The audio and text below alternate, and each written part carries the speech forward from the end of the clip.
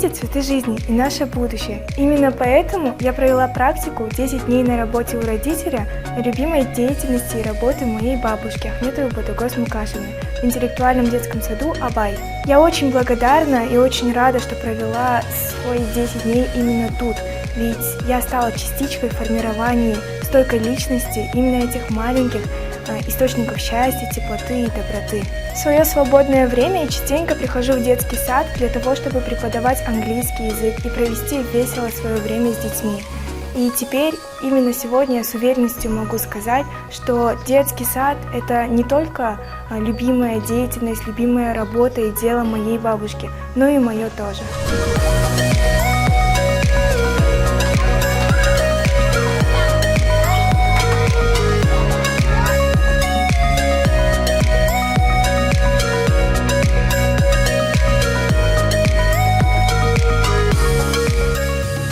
Мен қазір жазғы тәжірибелік практиканы Асыл Қазына кітап дүкенінде өткіземін. Мен кітап сатамын. Кітап бұл адамдардың жан досы және сарқылмас білім ошағы деп айтсақ та болады. Себебі кітап біздің ішкі дүниемізді реттеп, балансқа келтіреді. Және осы жұмыста істей отырып, мен көптеген бизнес және менеджмент бағытында тәжірибе алдым.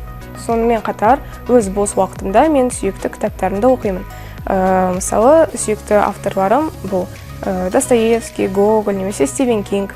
Ал дәл қазір оқып жатқаным бұл Достоевскийдің авторының кітабы «Преступление и наказание».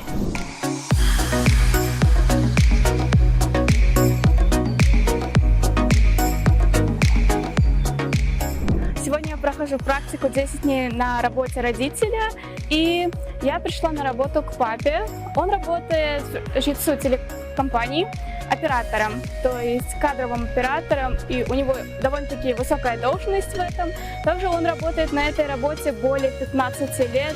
На его работе я также узнала про разные фишки операторов. Хотелось бы узнать еще больше, ведь это и вправду очень замечательная и удивительная работа. Также для оператора нужно очень много терпения и сил, ведь он все время на дороге. Ему приходится двигаться с одной местности на другую и брать правильный ракурс, чтобы человек получился правильным образом. Также благодаря папе работы, благодаря тому, что он работает оператором, я с детства не боюсь камеры и могу свободно разговаривать.